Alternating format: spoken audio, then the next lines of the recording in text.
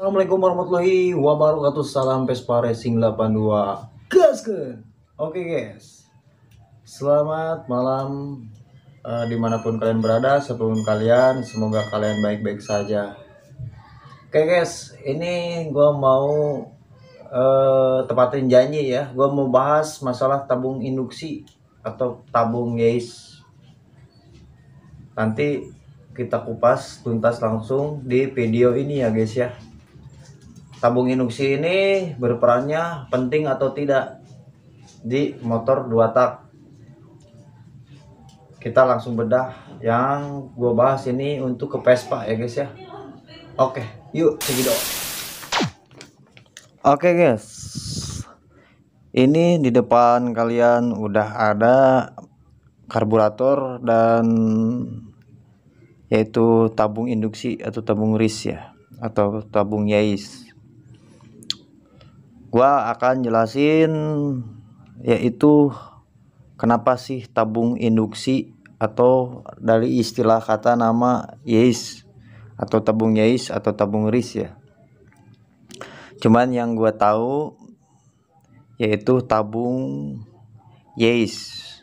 Oke guys, tabung Yays sendiri ini dulunya yaitu diramaikan oleh produk Yamaha ya, atau pabrikan Yamaha. Yaitu tabung Yays sendiri itu sebenarnya singkatan ya guys ya. Yaitu tabung Yays sendiri singkatan dari Yamaha Energy Induction System, itu Yays ya.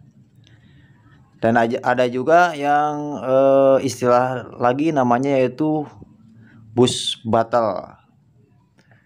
Cuman kalau RIS sendiri ini kan bukan Yamaha ya, ini dari Ninja. Cuman tetap fungsinya sama ya guys ya. Ini sendiri tabung RIS sendiri ini tetap untuk I-nya atau S-nya ini induction system, cuman R-nya ini gua nggak tahu ya. Gua nggak tahu nih R-nya nih. Cuman kalau dari Yays itu Yamaha Energy Induction System. Cuman kalau untuk diri so gua nggak tahu ya. Mungkin kalian bisa tambahkan di kolom komentar kalau ada yang tahu singkatan dari RIS ini ya. Oke. Dan itu untuk istilah namanya ya guys ya. Dan tabung induksi ini yang gua tadi bahas pertama ini, pertama kali bisa kalian cek silahkan di situs-situs, ini dikeluarkan oleh pabrikan Yamaha ya. Pertama kali Yamaha mengeluarin sistem dari tabung induksi ini atau Yays Karbu. Jadi ini ngaruh apa enggak? Nah, inilah yang jadi bahan perbincangan yang mungkin untuk teman-teman juga penasaran ya. Sekarang ini guys ya, induction system. Kalau menurut gua pribadi, apa yang gua analisa selama ini dan apa yang gua riset khususnya untuk di yaitu motor Vespa ya. Gua ngebahas ini tabung induksi ini di motor Vespa. Jangan di plesetin ya. Gua nggak ngebahas di motor-motor lain Kawasaki ataupun dari yang lain. Ini gua ke tabung induksi ini gua kawinin ke motor Vespa. Oke. Tabung induksi ini fungsi atau tidak? Kalau menurut gua, risetan gua, apa yang gua temukan di yaitu tabung induksi ini untuk di Vespa ini sangat-sangat berpengaruh ya guys ya. Karena tabung Yays ini kalau dalam 2 tak di Vespa ya, menjaga kevakuman dan mencegah gas buang atau gas bakar yang terbuang sia-sia ya guys ya. Jadi istilahnya ini dia menampung gas buang atau gas bakar yang telat masuk ke dalam ruang bakar guys. Jadi si tabung induksi ini dia menahan sisa-sisa gas buang tersebut atau sisa-sisa bahan bakar tersebut. Bagaimana skemanya? Seperti ini guys ya. Ini contohnya gua udah gambar ya. Ini gua udah gambar. Ini mudah-mudahan bisa kalian mengerti ya gambarnya. Malum gua bukan tukang gambar ya.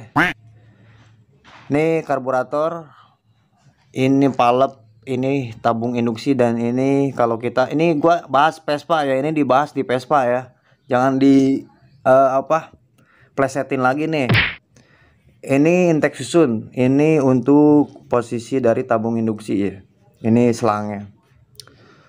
Nah, guys, ketika skep dibuka, throttle gas dibuka, skep karbu kalian ngangkat, seret, begitu ngangkat, otomatis yang di tangki atau posisi jalur bahan bakar ini bakal masuk ke dalam Venturi masuk ke palep. Nah, yang jadi pertanyaannya gini guys, fungsinya tabung induksi ini, ketika si throttle gas ini nutup, dia nutup otomatis. Ini mana pulpen nih? Sampah kreatornya tae jancok itu kreator. Oh ini. Sorry guys. Nih ketika digas otomatis si bahan bakar masuk. Ini bensin dari tangki ya, dari tangki ke tangki. Ketika throttle gas masuk dibuka, otomatis ini kedorong. Ini posisi ada kepakuman dari palep. Keluar dari Venturi si bahan bakar, si palep udah posisi standby ya guys ya. Di sini ada bandul kerkas. Ini ibaratnya bandul kerkas lah ya. Ini ibaratnya bandul kerkas ya. Ini ibaratkan bandul kerkas. Nah, ini sangat menguntungkan. Ini kepakuman ini bakal yang menguji keresponsifan si bahan bakar, yang menjadikan bahan bakar itu lebih sempurna atau pengabutannya lebih bagus ya. Ketika ini udah masuk, nah yang jadi fungsi penting untuk tabung induksi ini yaitu ketika ini nutup, throttle gas kalian tutup, otomatis ini si lidah membran ini otomatis dia tutup. Ini nutup off. Ini nutup ya. Nah, ini otomatis si bensin kemana guys kalau posisi membran nutup? Karena ada terjadi kepakuman. Nah, otomatis posisinya dia langsung masuk ke tabung induksi atau tabung Yeis tersebut. Dan inilah ditampung di sini. Nah, ini udah di sini gimana gitu kan? Ini udah di tabung induksi ini gimana? Nah, ketika kepakuman ini mulai terbuka kembali oleh putaran kerkas di bawah atau di ruang bakar karena ada kompresi primer ya. Otomatis ini si membran atau lidah membran ini buka kembali. Dan keuntungan ada tabung induksi ini, dia akan lebih responsif memberikan supply ke mesin kalian tanpa harus nunggu dari si karburator ketika buka skep. Nah, itulah istilahnya kelebihan dari posisi ada tabung induksinya. Begitu guys. Itu yang gua amati dan gua cermati di motor Vespa ya, pemasangan tabung induksi. Dan itu sangat efektif untuk mendongkrak performa dan keresponsifan yaitu motor gua. Dan bisa kalian lihat ini gua langsung cabut dari motor gua sendiri. Ini ada bekasnya basah ya. Ini sisa-sisa bahan bakar. Andaikan bisa dicium nih, cium guys, cium. Ini bukan rekayasa ya. Silakan kalian coba kalau nggak percaya. Oke, mudah-mudahan bisa dimengerti ya guys ya. Nah, kelebihannya lagi yang kedua guys. Nah, ibaratkan ini skep ya. Ketika terjadinya menutup ini posisi dan gelap, anjir gelap guys. Dan posisinya ketika si skep ini kebuka, otomatis dorongan dari angin dari luar ini dia mendorong si bahan bakar ke dalam venturi ini, tetap tampungan yang di sini itu nggak akan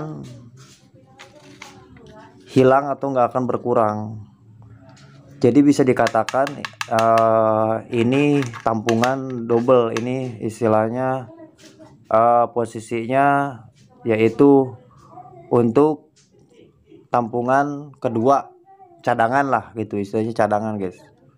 Makanya kenapa lebih responsif pakai tabung induksi ketimbang tidak. Itu yang gua selama ini pakai ya, dan itu udah terbukti banget ketika pakai tabung induksi dan enggak, itu sangat berpengaruh. Terus selang, setahu gua ini selang ada ukurannya. Selang itu ada ukurannya, posisi selang panjangnya selang itu ada ukurannya. Cuman kalau di Vespa sendiri kan mentok guys ya ke body. Jadi si selang ini gua pangkas, akhirnya pendek banget. Sekiranya seginilah, pendek gitu kan.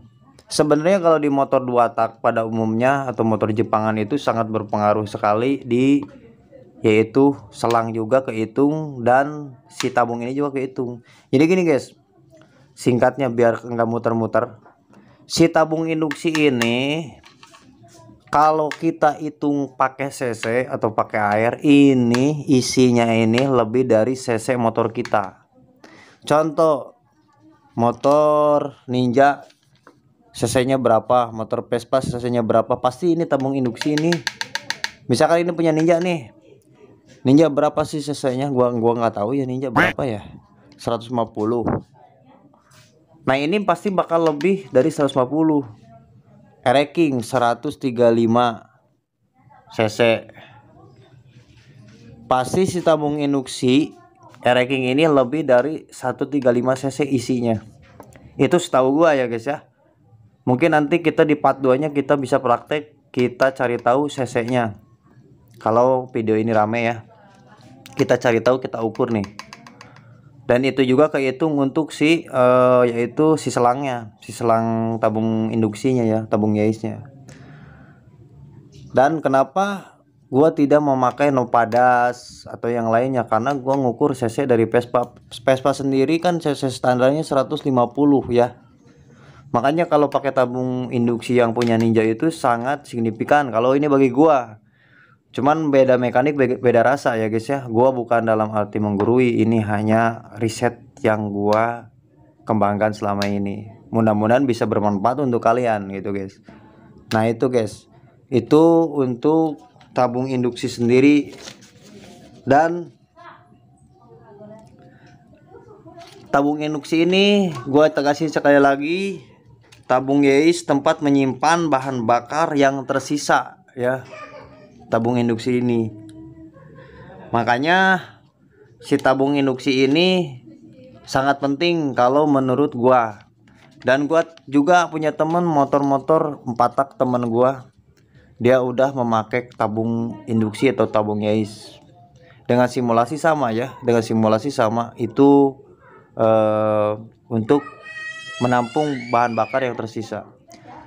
Oke guys, untuk posisi dari tabung induksi sendiri kan bermacam-macam ya, tapi tabung induksi ini asal kalian tahu ini keras. Ini keras. Sebenarnya nggak harus bentukan kayak gini, mau bulat mau panjang terserah, yang penting ini keras. Jadi nggak ngempot.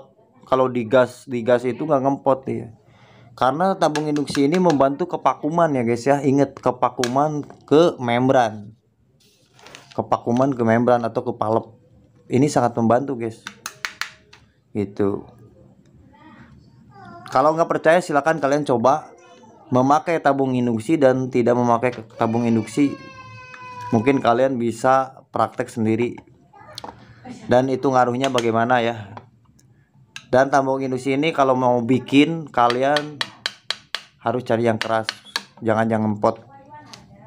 Oke. Seperti itu guys ya. Gue punya utang ke teman-teman yang sudah menanyakan fungsi dari tabung induksi. Tabung induksi ini tidak berpengaruh irit atau borosnya. Kalau menurut gua, tabung induksi ini tidak mempengaruhi irit atau borosnya kepada kerjanya mesin kita. Kalau menurut gua, justru tabung induksi ini bekerjanya ketika posisi motor itu yang paling kerasa bagi gua untuk di Vespa ini ya. Itu posisi tenaga atau posisi torsi atas itu lebih kebantu lagi ketika ada tabung induksi, karena yang tadi sisa bahan bakar yang tersisa ini ketampung di sini.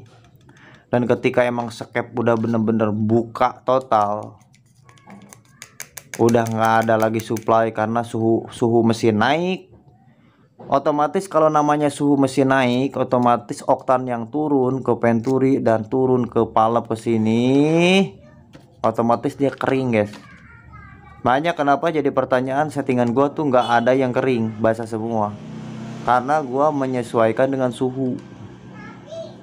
Karena yang bawa motor tuh beda-beda. Dan mungkin ada sedikit juga ini gue penjelasan kenapa gue nggak pernah tes motor ya. Sebenarnya gue bukan nggak pernah tes motor, ada satu video itu pun gue tes jarak dekat ya. Karena gue nggak acuan seperti itu, karena kata gue setiap bengkel atau setiap konten kreator mungkin punya masing-masing ya, punya istilahnya kriteria masing-masing dan punya ilmunya masing-masing. Silahkan, mungkin kalian kalau pengen lihat yang tes-tes kayak gitu di channel-channel sebelah. Kalau gua nggak, karena gua punya alasan tertentu ya, gua lebih mengutamakan keawetan dan kerusakan ini diminimalisir guys.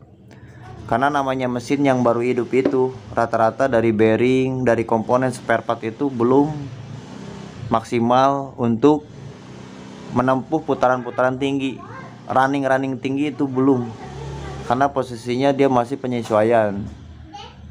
Ngerinya ya gitu, ketika suhu naik, suhu mesin naik, ini kering guys, ini kering, otomatis ke piston ke sini, kering piston. Udah kalian bisa tebak di dalam di sini itu udah nggak ada bahan bakar. Ini udah nggak ada bahan bakar, tinggal sisa kompresi.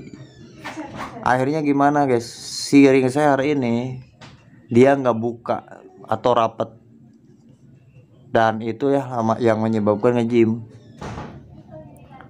gitu guys. Nggak ngejim bang, misalkan masih aman, nggak ngejim pasti berisik mesin lu udah ngetes di KPJ sekian, taruh mesin lu 1 hari, besoknya lu hidupin lagi, gua jamin itu mesin lu berisik seperti itu. Kecuali kalau mesin itu udah lama, udah menginjak, bukan baru naik mesin ya, udah lama lah, itu aman gitu guys. Itulah alasan gua. Oke, mungkin pembahasan tabung induksi mudah-mudahan bisa dimengerti ya, sedikit ilmu. Dan sebenarnya ini banyak juga di bawah Google, kalian bisa cari-cari tahu di bawah Google ya. Cuman ya ini gua mengulas apa yang gua ketahui dan gua riset selama ini untuk di motor Vespa, bukan di motor yang lain. Oke guys, ntar gua mau ngebahas masalah karbu ya. Hutang gua ke kalian belum membahas masalah karbu dan apa sih di dalam karbu ini, dan karbu skep kotak dan skep bulat. Oke guys, terima kasih untuk kalian yang sudah support selalu channel kecil gua. Jangan lupa kalian untuk tetap stay tune di video-video selanjutnya. Salam mesin kanan, salam Vespa Racing 82, gas gun.